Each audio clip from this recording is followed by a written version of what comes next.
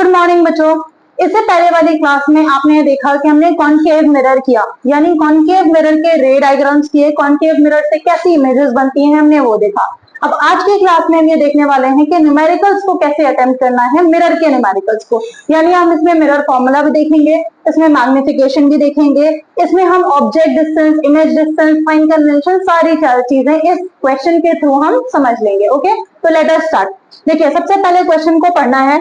An object is placed at a distance of 20 centimeter in front of a convex mirror। तो सबसे पहले आपको क्या पता चल गया कि किसके बारे में बात हो रही है? ऑब्जेक्ट के बारे में बात हो रही है। क्या बताया जा रहा है? डिस्टेंस बताया जा रहा है। अगर इस जगह पे हाइट लिखी होती तो ये वाली चीज ऑब्जेक्ट की हाइट होती, पर क्योंकि यहाँ डिस्टेंस लिखा है तो ये वाली चीज ऑब्जेक्ट का डिस्टेंस है। ठीक है, तो सबसे पहले हमें ये समझ आ गया कि ऑब्जेक्ट का डिस्टेंस क्या है? 20 सेंटीमीटर। ओके, अब इसमें हमें ये देखना है कि 20 सेंटीमीटर में साइन कन्वेंशंस क्या होती है। कॉन्वेक्स मिरर है तो मैं आपको कॉन्वेक्स मिरर बनाकर ही बता रही हूँ। ठीक है, हमेशा हमें ये देखना है। देखिए, नंबर लाइन पे क्या होता है? नंबर लाइन पे अगर ये 0 है तो इस साइड वाले कैसे होते हैं? नेगेटिव होते हैं सारे, राइट। इस साइड वाले सारे कैसे होते हैं? पॉजिटिव होते हैं। यही सेम चीज जो मैथमेटिकल साइन कन्वेंशन होता है नंबर लाइन पे, सेम यहाँ पर भी होता है, कुछ अलग नहीं होता है। अब ये समझना है कि नेगेटिव यानी ऑब्जेक्ट को ऑब्वियसली हम यहीं पे रखेंगे, चाहे कॉन्वेक्स मिरर हो या फिर कॉन्केव मिरर हो। तो ऑब्जेक्ट जब हमेशा यहाँ पे होगा तो ऑब्जेक्ट का डिस्टेंस हमेशा नेगेटिव होगा, ये याद रखना है। यू हमेशा नेगेटिव होगा, चाहे कॉन्वेक्स मिरर हो या कॉन्केव मिरर हो, इसको नहीं देखना है। नेक्स्ट देख लेते हैं, अब हम के फोकस के बारे में देख लेते हैं और इमेज कैसी होनी चाहिए, यानी इमेज का डिस्टेंस कैसा होना चाहिए। क्योंकि ये कॉन्वेक्स मिरर है तो कॉन्वेक्स मिरर में इमेज किस साइड बनती है? वर्चुअल इमेज बनती है, यानी इस साइड इमेज बनती है। और सारी रेज भी जाकर कहाँ पे? वर्चुअली जाकर कहाँ पे मीट करती हैं, क्योंकि ये तो डाइवर्ज करता है, ऐसे जाएगा डाइवर्ज करेगा, ऐसे जाएगा डाइवर्ज करेगा। तो रेज वर्चुअली कहाँ पे मीट करती है? इस साइड मीट करती है। इसका मतलब एफ यानी फोकल लेंथ भी हमें इस साइड मिलेगा और इमेज डिस्टेंस यानी वी भी हमें इस साइड ही मिलेगा। क्योंकि हमें दोनों चीजें इस साइड मिलेंगी, दैट इज वाई दोनों चीजें हमारी कैसी हो जाएंगी? पॉजिटिव। अब आने वाले क्वेश्चन में फिर हम ये समझ लेंगे कि ये दोनों ही चीजें कैसी होंगी? पॉजिटिव होंगी। अब आगे देख लेते हैं। Of radius of curvature, radius of curvature क्या दे रखा है? 30 सेंटीमीटर रेडियस ऑफ कर्वेचर दे रखा है। Okay, radius of curvature 30 centimetre है, इसका मतलब हम इससे एफ निकाल सकते हैं, यानी फोकल लेंथ निकाल सकते हैं। फोकल लेंथ का फॉर्मूला क्या होता है? Radius of curvature divided by 2, यानी 30 centimetre divided by 2 which is 15 centimetre. तो हमें फोकल लेंथ क्या मिल गई? 15 सेंटीमीटर। अभी मैंने आपको बताया कि फोकल लेंथ पॉजिटिव होगी या नेगेटिव होगी, किस पर डिपेंड करता है? साइन कन्वेंशन पर डिपेंड करता है। तो फोकल लेंथ कैसी होगी? यहाँ पे पॉजिटिव होगी। Why positive? बिकॉज हमें मिरर कौन सा दे रखा है? Convex mirror. अगर इसी की जगह पे हमें कॉन्केव मिरर दे रखा होता तो ये वैल्यू पॉजिटिव नहीं होती, फिर ये नेगेटिव होती। ठीक है, क्योंकि कॉन्केव मिरर में जो कन्वर्जेंस होता है यानी फोकस होता है वो इस साइड होता है, तो नेगेटिव होती। और इमेज भी मोस्ट ऑफ द केसेस में इस साइड बनती है, इसलिए नेगेटिव होगा एफ भी और वी भी। वो डिपेंड करेगा कि आपको आगे क्या वैल्यूज दे रखी हैं। तो वी की वैल्यू चेंज हो सकती है, पर एफ की वैल्यू हमेशा नेगेटिव ही होगी in case of concave mirror. यहाँ पे कॉन्वेक्स मिरर है इसलिए एफ की वैल्यू पॉजिटिव है और जो वी की वैल्यू आनी चाहिए वो भी पॉजिटिव आनी चाहिए। आई होप ये क्लियर है। तो यहाँ पे एफ की वैल्यू हमें क्या मिल गई? Plus 15 centimetre. आगे पढ़ लेते हैं क्वेश्चन को। फाइंड द पोजीशन, पोजीशन का मतलब है क्या निकालना है? हमें v की वैल्यू निकालनी है। ये सारी चीजें आपको लिखना बहुत जरूरी है, इसके भी मार्क्स होते हैं। तो आपका जब सोल्यूशन स्टार्ट होता है तो सोल्यूशन यहाँ से स्टार्ट होता है, डायरेक्टली आप फॉर्मूला लिखकर सॉल्व नहीं करेंगे, आपका सोल्यूशन यहाँ से स्टार्ट होगा। ओके, तो u की वैल्यू, r की वैल्यू, f की वैल्यू और v की वैल्यू फाइंड करनी है। ये हमने पूरा नोट डाउन कर लिया। नेचर का मतलब है हमें बताना है कि रियल इमेज बनेगी या फिर वर्चुअल इमेज बनेगी। और साइज का मतलब है हमें मैग्निफिकेशन कैलकुलेट करके बताना है कि ऑब्जेक्ट का साइज कैसा होगा, यानी स्मॉलर देन द ऑब्जेक्ट होगा या फिर लार्जर देन द ऑब्जेक्ट होगा। ओके, आई होप ये नोट डाउन कर लिया है आपने, ये साइन कन्वेंशन समझ लिया है। उसके बाद फिर हम आगे प्रोसीड करते हैं। तो अब हम क्या करेंगे? फॉर्मूला यूज करेंगे, मिरर फॉर्मूला यूज करेंगे।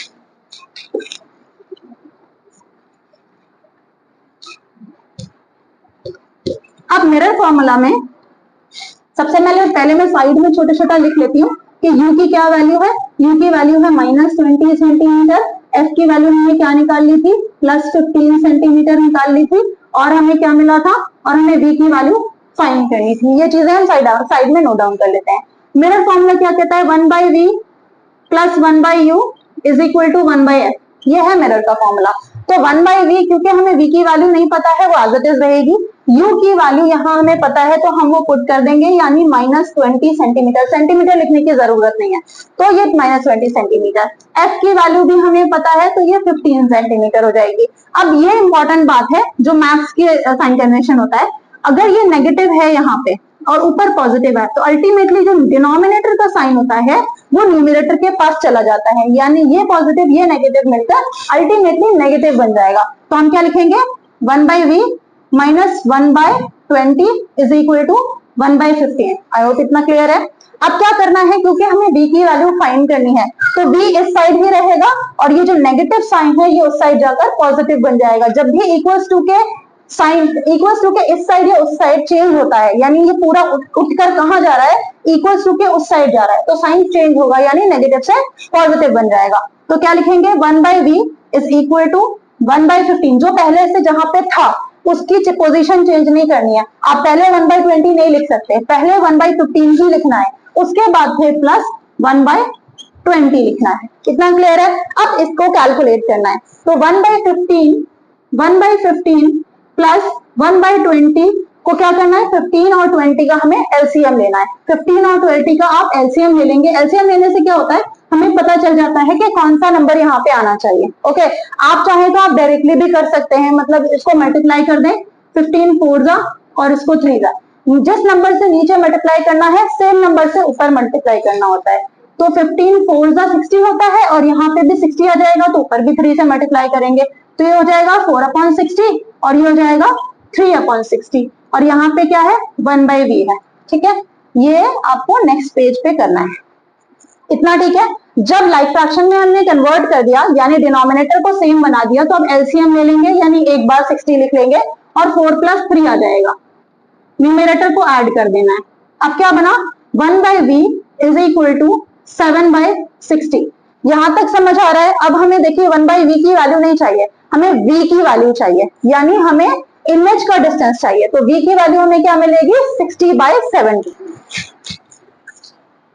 v की वैल्यू क्या हो गई, 60/70। अब 60/70 को जब डेसिमल में कन्वर्ट करेंगे तो 7 8 जा 56 और 7 5 जा 35, तो हमें 8.5 अप्रोक्सीमेटली वैल्यू मिलेगी। 8.5 सेंटीमीटर हमें इमेज डिस्टेंस मिल गया। जब हमें इमेज डिस्टेंस मिला, और ये देखिए इमेज डिस्टेंस कैसा है, पॉजिटिव, तो अब इस पॉजिटिव साइन से हमें क्या पता चल रहा है, नेचर पता चल रहा है। यानी नेचर कैसा हो गया, मैं यहाँ पे लिख देती हूँ, पॉजिटिव साइन से क्या पता चल रहा है नेचर के बारे में, कि इमेज कैसी है, वर्चुअल एंड इरेक्ट। वर्चुअल के सामने, वर्चुअल के साथ हमेशा इरेक्ट आएगा, तो वर्चुअल एंड इरेक्ट। इतना क्लियर हो गया। उसके बाद अब हम साइज देखेंगे कि साइज कैसे फाइंड करना है। साइज के लिए मैग्निफिकेशन का फॉर्मूला यूज करेंगे और मैग्निफिकेशन फाइंड करेंगे। ओके, तो अब मैं मैग्निफिकेशन फाइंड कर लेती हूँ।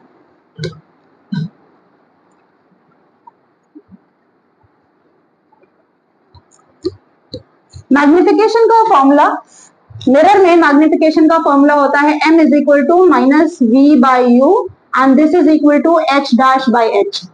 फॉर्मूला है -v/u एंड h'/h। h' क्या है, हाइट ऑफ द इमेज है, ये इमेज की हाइट है और ये ऑब्जेक्ट की हाइट है। ठीक है, पर यहाँ पे हमें क्वेश्चन में ना ही इमेज के ऑब्जेक्ट की हाइट की बात की गई है, ना ही ऑब्जेक्ट की हाइट की बात की गई है, तो हम इस वाले को यूज नहीं करेंगे, सिर्फ मैग्निफिकेशन कैलकुलेट कर लेंगे। ठीक है, मैग्निफिकेशन कैसे करेंगे, -v यानी v की वैल्यू क्या आई थी, -8.5 आई थी, और u की वैल्यू हमारे पास क्या है, -20।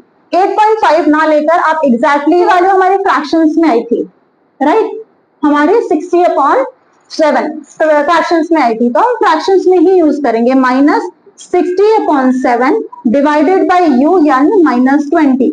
माइनस से माइनस कैंसिल हो गया, ध्यान से देखिए इस कैलकुलेशन को, माइनस से माइनस कैंसिल हो गया, और क्योंकि न्यूमरेटर में हमारे पास फ्रैक्शन है इसलिए फ्रैक्शन को पहले ऐसे लिखेंगे, इस वाले अपॉन की जगह पे डिवीजन का साइन आ जाएगा और ये जो 20 है ये यहाँ लिखा जाएगा। ओके, आई होप इतना क्लियर है। अब क्या करना है, डिवीजन को मल्टीप्लीकेशन में चेंज करना है। जब मल्टीप्लाई करते हैं तो उसके राइट हैंड साइड वाला जो नंबर होता है वो रेसिप्रोकल हो जाता है। रेसिप्रोकल का मतलब है अभी इसके साथ डिनोमिनेटर में 1 है, यही 1 कहां चला जाएगा, न्यूमरेटर में, यानी 1/20 बन जाएगा। अब इसको सॉल्व करना है, 0 से 0 कैंसिल हो गया, 2 1 जा 2, 2 3 जा 6, तो इसका मतलब हमारे पास वैल्यू क्या है, 3/7, और 3/7 का मतलब है 7 4 0.4 यानी 0.4 और वो भी प्लस में आई, तो प्लस को साइन हमें पहले से पता है, प्लस साइन का मतलब है वर्चुअल एंड इरेक्ट इमेज बननी चाहिए, जो हम ऑलरेडी नेचर के बारे में लिख चुके हैं। और 0.4 यानी अगर 1 से जब भी वैल्यू नेगेटिव मतलब कम आती है, 1 से कम जब भी वैल्यू आती है तो हमारा ऑब्जेक्ट का साइज क्या होता है, smaller than the object. Image का साइज क्या होता है, स्मॉलर देन द ऑब्जेक्ट, यानी ऑब्जेक्ट से जो हमारी इमेज का साइज है वो छोटा होगा। तो हमें क्या क्या पूछा था, पोजीशन, पोजीशन हमने v की वैल्यू फाइंड करके 8.5 सेंटीमीटर यहाँ लिख दी, प्लस 8.5 सेंटीमीटर। फिर हमें क्या पूछा था, नेचर, प्लस की वजह से हमें पता चल गया कि वर्चुअल एंड इरेक्ट इमेज बनेगी, तो हमने नेचर वर्चुअल एंड इरेक्ट लिखा। मैंने यहाँ पे लिखा है, आप ऑब्वियसली अलग से लिखेंगे नेचर क्या है, वर्चुअल एंड इरेक्ट, अलग से लाइन बनाएंगे, स्टेटमेंट लिखेंगे। उसके बाद साइज की बात करते हैं, तो साइज के लिए हमने मैग्निफिकेशन कैलकुलेट किया है। मैग्निफिकेशन का फॉर्मूला यूज करेंगे, क्योंकि हाइट ऑफ द ऑब्जेक्ट या इमेज की बात नहीं की गई है तो हम उसको नहीं लाएंगे यहाँ पे, हम सिर्फ v और u की बात करेंगे। तो v और u के टर्म्स में मैंने मैग्निफिकेशन क्या कैलकुलेट कर लिया, 0.4। और ये मैग्निफिकेशन भी ध्यान रखना है कि नेगेटिव नहीं आना चाहिए, अगर आपकी कोई कैलकुलेशन मिस्टेक हुई है और यहाँ पे नेगेटिव आया है तो ये गलत है, ठीक है, पॉजिटिव आना चाहिए। क्यों पॉजिटिव आना चाहिए, क्योंकि v ऑलरेडी पॉजिटिव आ चुका है, तो ये भी पॉजिटिव ही आना चाहिए। तो हमें मैग्निफिकेशन का की वैल्यू क्या मिल गई, 0.4। और जब भी 1 से कम होती है वैल्यू तो हमें आंसर क्या लिखना है, स्मॉलर देन द ऑब्जेक्ट। अगर 1 के बराबर है तो साइज क्या होगा, सेम साइज होगा, जितना बड़ा ऑब्जेक्ट होगा उतनी ही बड़ी इमेज बनेगी। अगर 1 आ रहा है और 1 से ज्यादा आ रहा है, 1.2 1.3 या जितना भी आ रहा है 1 से ज्यादा आ रहा है तो लार्जर देन द ऑब्जेक्ट होगा, ठीक है। आई होप ये क्लियर हो गया है। इससे ये है हमारा सेकेंड न्यूमेरिकल, जिसमें मैं आपको कॉनकेव मिरर के न्यूमेरिकल को कैसे सॉल्व करते हैं वो बताने वाली हूँ। तो इस न्यूमेरिकल में पहले इसको क्वेश्चन को पढ़ लेते हैं अच्छे से, और उसमें जो वैल्यूज गिवन है उसको नोट डाउन कर लेते हैं। एन ऑब्जेक्ट ऑफ साइज 7.0, 7.0 का मतलब है 7, तो साइज 7, साइज लिखा हुआ है। इससे पहले जो हमने क्वेश्चन किया था वहां पे इज प्लेस्ड लिखा था, यहाँ पे साइज लिखा है, तो इसका मतलब है कि height of the image given है। साइज लिखा है, साइज यानी साइज का मतलब है height of the image given, object given है, तो क्योंकि ऑब्जेक्ट लिखा है, ठीक है, यहाँ पे इमेज नहीं लिखा है। अगर इमेज लिखा होता तो हम इमेज की हाइट लिखते, क्योंकि ऑब्जेक्ट है तो ऑब्जेक्ट की हाइट आप सिर्फ 7 सेंटीमीटर, 7.0 लिखने की जरूरत नहीं है।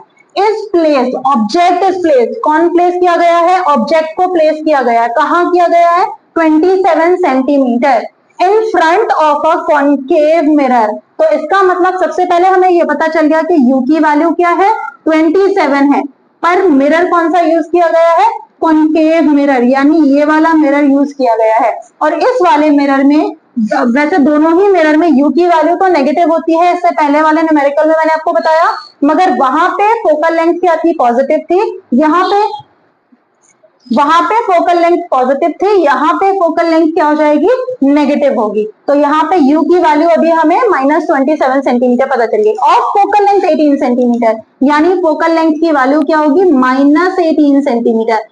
ये बहुत इंपॉर्टेंट है ये वाला पोर्शन, और क्वेश्चन पढ़ के ये चीजें लिखना बहुत इंपॉर्टेंट है।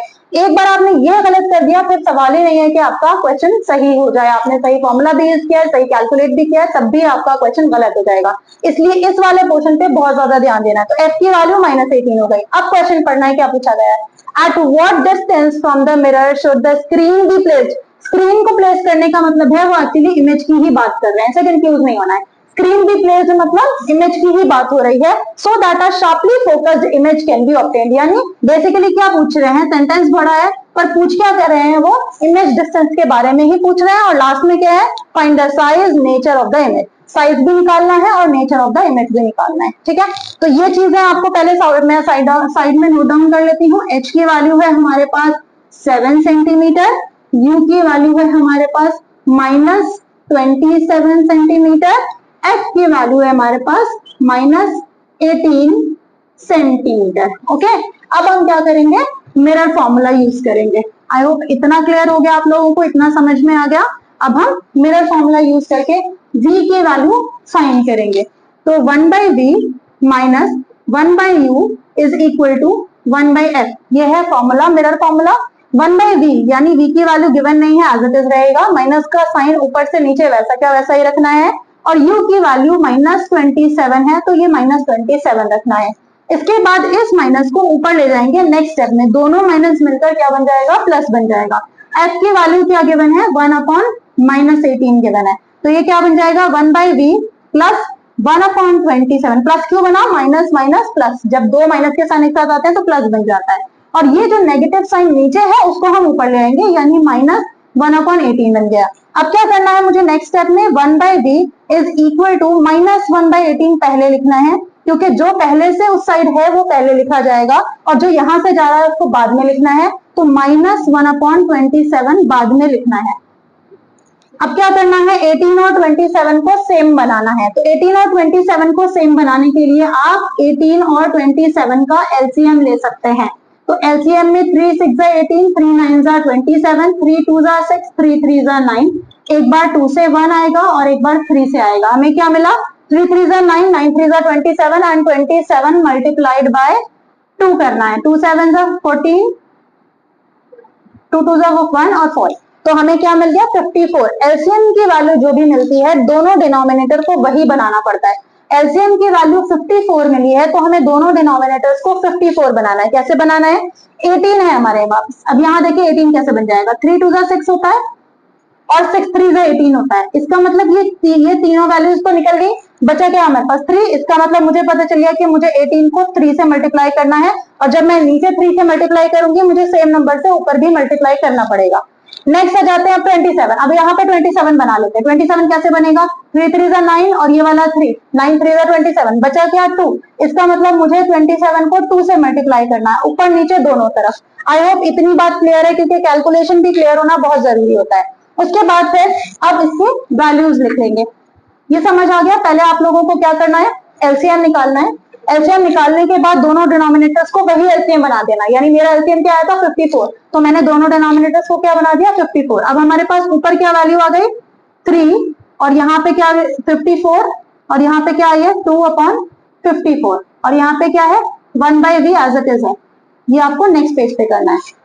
इतना क्लियर है। अब क्या करना है, दोनों को क्योंकि हमने सेम बना दिया है तो अब हमें यहाँ से एलसीएम 54 ले लेना है। जब एलसीएम 54 आया तो 3 - 2 लिख देंगे 1/v, तो 1/v की क्या वैल्यू मिली,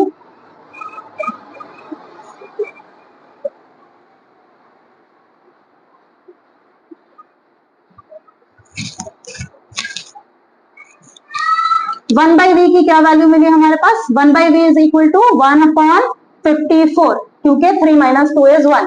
तो अब क्योंकि हमें 1/v की वैल्यू नहीं चाहिए, v की वैल्यू चाहिए, तो v इज इक्वल टू क्या हो जाएगा, इसका भी रेसिप्रोकल करना पड़ेगा 54 सेंटीमीटर। कैसी वैल्यू है, पॉजिटिव है, 54 सेंटीमीटर पॉजिटिव में है। इसका मतलब जो इमेज बनेगी वो कैसी होगी, नेचर कैसा होगा, इमेज का नेचर कैसा होगा, वर्चुअल एंड इरेक्ट। ये पॉजिटिव साइन, यहाँ पे अगर नेगेटिव होता तो रियल एंड इन्वर्टेड इमेज बनती, क्योंकि यहाँ पे पॉजिटिव है तो कैसी इमेज बनेगी, वर्चुअल एंड इरेक्ट। तो यहां तक बात क्लियर हो गई, नेचर तक बात क्लियर हो गई, हमने इसका पॉजिटिव देखकर नेचर बता दिया। अब हमें क्या करना है, साइज पे फोकस करना है, क्योंकि हमें height of the object given है, तो इसका मतलब हमें height of the image calculate करनी होगी। अगर इतना समझ आ गया है तो पॉज करके ये कैलकुलेट कर ले, इसको नोट डाउन कर ले, फिर मैं आगे करती हूँ। आई होप नोट डाउन कर लिया आप लोगों ने। अब मैं इसको इरेज कर रही हूँ, और अब मैं आप लोगों को मैग्निफिकेशन का फॉर्मूला यूज करके height of the image calculate करना बताते हैं। तो मैग्निफिकेशन का फॉर्मूला मैंने पहले भी बताया था, इससे पहले वाले न्यूमेरिकल में। मैग्निफिकेशन का फॉर्मूला होता है -v/u और इसके साथ h'/h। तो हमें क्योंकि ये दोनों चीजें पता है, यानी v भी पता है, u भी पता है, और यहाँ से हमें h की वैल्यू पता है, तो हम h' इजिली कैलकुलेट कर लेंगे। तो इसलिए हम ये वाला फॉर्मूला यूज करेंगे। तो -v की वैल्यू हमें क्या मिली थी, 54 मिली थी, यानी पॉजिटिव मिली थी, तो इसलिए साइन में, क्योंकि फॉर्मूले में माइनस है तो इसलिए माइनस एज इट इज रहेगा। u की वैल्यू क्या है, -27 इक्वल्स टू h' ऐसा का ऐसा ही रखेंगे, और h की वैल्यू क्या है 7 है।